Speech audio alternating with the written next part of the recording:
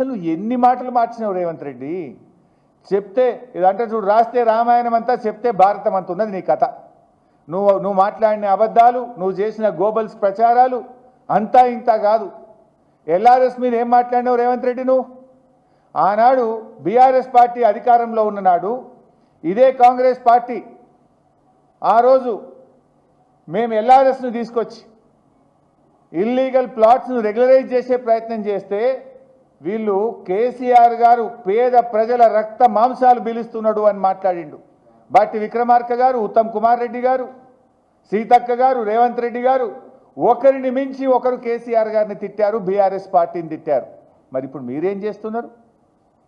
ఇవాళ మీరు ఆనాడు ఉచితంగా చేయాలి ఎల్ఆర్ఎస్ అన్నారు, కానీ ఈరోజు మీరు ఎల్ఆర్ఎస్ కట్టాల్సిందే 31 తారీఖు డెడ్ లైన్ అని పేద ప్రజల మెడ మీద కత్తి పెట్టి ఈ డబ్బులు లేని కష్టకాలంలో, ఆర్థిక మాంద్యంలో ఇవాళ ప్రజలను డబ్బులు కట్టాలని ఎల్ఆర్ఎస్ పేరిట తెలంగాణ ప్రజల రక్త మాంసాలు పీలుస్తున్నది ఇవాళ కాంగ్రెస్ పార్టీ.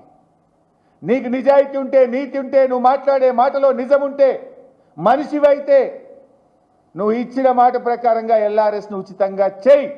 లేదంటే ఆనాడు రాజకీయం కోసం మాట్లాడినాం, మేము ఇలా పేదల రక్త మాంసాలు పీలుస్తామని చెప్పి చెంపలేసుకొని ప్రజలకు క్షమాపణ చెప్పాలని రేవంత్ రెడ్డి నేను డిమాండ్ చేస్తా ఉన్నా.